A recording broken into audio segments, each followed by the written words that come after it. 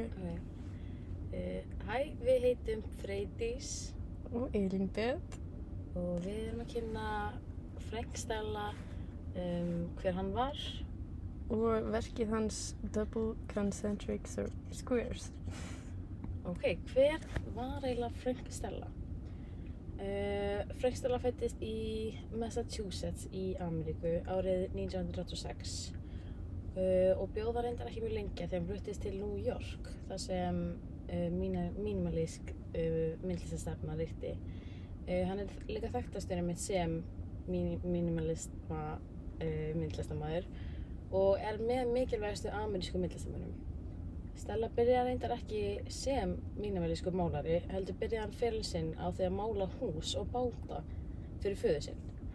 Þegar hann flutti til New York var hann ennþá að mála hús og borgaði leigu sína með því, en seinna breytti stíllinn hans yfir í mínimalisma. Frank Stella flutti ungur til New York og hann bjó þar þangað til hann lést árið 2004. Og New York var eiginlega bara svona eins og annað heimili fyrir honum. Og það er einmitt svona ástæðan af hverju hann flutti til New York, af því að þar lifði listin sem hann hafði mestan áhuga á. Minimalisma stefnan hófst á 7. áratug 20. aldar og var Stella þá á tvítugsaldri. Þegar hann var á þeim aldri byrjaði hann að mála svarthvít mínimalisma málverk kölluð The Black Paintings, eins og þið sjáið einmitt á þessari mynd.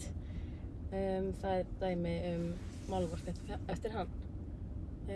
Og það voru líka málverkin sem vöktu fyrst athygli á Frank Stella. Og myndlistarsafnið The Museum of Modern Art hrifur svo mikið af verkunum að þau keyptu sum þeirra. Og eftir það var Stella þekktur sem málarinn sem málaði hvers horn. Og yfir árin byrjaði hann að mála flóknari málverk með alls kyns hvössum hornum. Hann byrjaði að mála mismunandi og flóknari form eins og sporaskilja form og vafla form, en ekki einungis rétthyrndamálverk.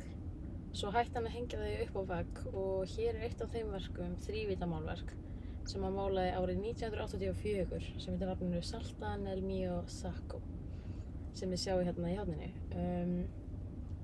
Ásamt því að mála á striga og mála þrívíddarmálverk og búa til skúlptúra, hannaði Frank einnig leikmynd og búninga fyrir dansverk dansarans Merce Cunningham fyrir verkið Scramble, og hér eru 2 myndir frá dansverkinu Scramble. Mér finnst sjást mjög vel að þetta sé eftir Frank Stella út af svona bakgrunninum og svona mismunandi lengdir línana í bakgrunn og hvernig dansararnir koma svo með. Þannig að ég veist að lýsa hann mjög vel. Og Stella, hann endurmótaði líka prentlist. Hann byrjaði að nýta sér prentlist miðjan 7. áratug og hann notaði teiknitækið litografíu vökva og reyndist óhlutbundnu prentverk hans jafn nýstárleg og strigaverk hans. Hann notaði fjölbreytt úrval af aðferðum, þar á meðal litografíu, silkiprentun, etsingu og svokallað offset litografíu, aðferð sem Stella er eigna að hafa fundið upp. Alla tíð gerði Frank eitthvað sem hann elskaði mest af öllu, sem er list. Og list mótaði líf hans á bara besta hátt mögulega. Til dæmis frá árunum 1958 til 1960 þá deildi hann íbúð með 2 listamönnum, ljósmyndaranum Hollis Frampton og myndhöggvaranum Carl Andre, og voru þeir 2 bestu vinir Frank Stella að eilífu. Svo bjó Frank Stella í New York alla sína tíð og hélt ávallt áfram að gera list. Minimalismi er stefnan sem að Frank vann aðalega með, og hér eru nokkur dæmi mínimalísk verk til þess að skilja betur hvað minimalismi er yfir höfuð og hversu einfaldur og geometrískur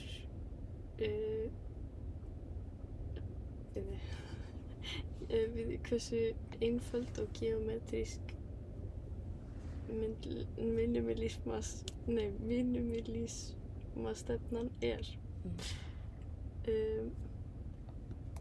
Svo gerði Frank þessi listaverk sem eru eitt af mínum uppáhalds og eru þau mjög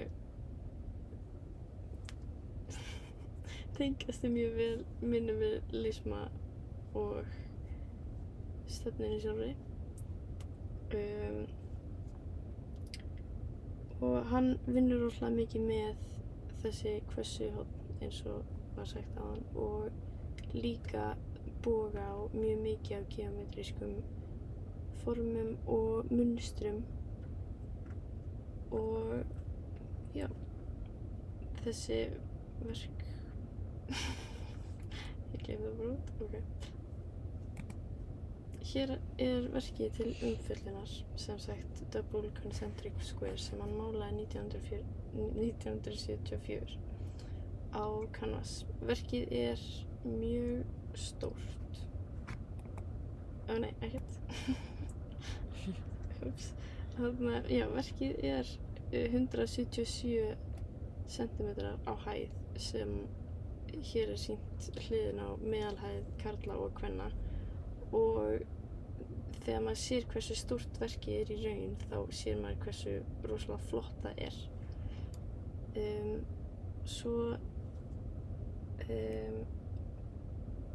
já, fara aftur, ok. Verkið er partur af seríu sem myndlistaseríu sem Frank bjó til sem hét Concentric Squares. Hann gaf út myndaseríuna í kringum 1970. Þessi seríu var partur af ferli hans til þess að skapa sína eigin stefnu og stíl og færa sig yfir frá abstrakt expressionisma yfir í minimalisma stefnu.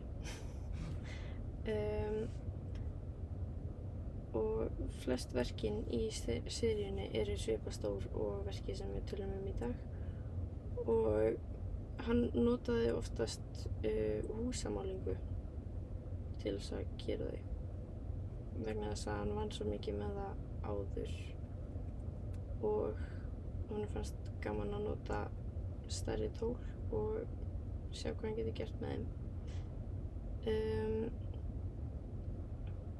Já. Bara yfir í litafræði verksins. Stella notar mjög mikið litafræði og er mjög menntaður, eða virðist menntaður í litafræði. Hann notar sem sagt áhrif í bæði birtumagni og heitum og köldum litum. Og ef maður horfir á verkið þá sér maður að hægra megin sést meiri spenna en vinstra megin meiri skerpa og það er vegna þess að hann notar meira kontrast á milli köldum og heitum litum hægra megin og minna kontrast vinstra megin og gerir svona mýkri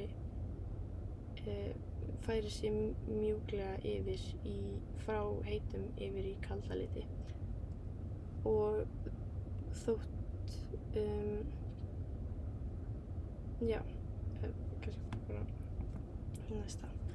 Hér sjáum við að hann notar mjög mikið birtumagn og hér er ég búin að setja litu myndina á bæði svartan og hvítan bakgrunn og maður sér svona muninn á hvað bakgrunnin skiptir máli. Svo er svart-hvít mynd, þá bara búið að setja svart-hvít á litið myndina og það gerir hana, þá sjáum við í raun hversu mikið hann notaði birtumagnið og andstæður á birtumagni og við sjáum bara hversu andstæðar myndirnar eru eða hliðar myndarinnar eru og hvernig hann svona notar svona andstæða áhrif í einni mynd sem mjög áhugavert. Svo myndinni í rauninni skipt upp í nokkra parta sem sem sagt ytri parturinn sem gert af heitum litum og miðjan sem gert af svona miðlungs og köldum litum. Og hér ég búin að skipta upp myndinni í þá parta sem innihalda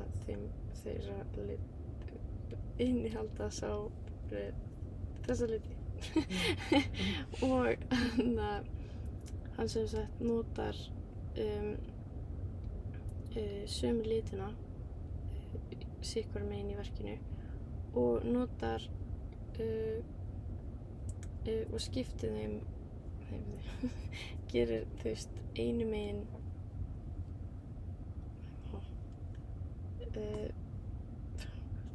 lætur það vera andstæða og skipta öðru hvoru megin. Sem sagt þá miðjan gert úr sömu litum og í kringum miðjuna báðum megin en skipt. Og svo notar hann sama litin á milli þessa tveggja laga í myndinni sem dekksti liturinn á grátónaskalanum í myndinni sem gerir myndina svona meira samræma þótt hún sé mjög andstæð og gerir öðruvísi áhrif. Svo notar hann nákvæmlega sömu litina í ytri hring verksins og það eru allir heiti litir. En hann skiptir þeim, skiptir röðum á litum. Takk fyrir mig. Hér eru heimildir sem við notuðum. Já, mér finnst vera mjög cool hvernig það svona, hvernig svona vinstra megin eins og maður sé að horfa svona ofan í píramída, svona inn í píramída og hægra megin þá svona sem maður sé að horfa ofan á píramída. Það er mjög áhugavert verk og skemmtilegt að fræða sig það. Takk fyrir okkur. Takk fyrir okkur.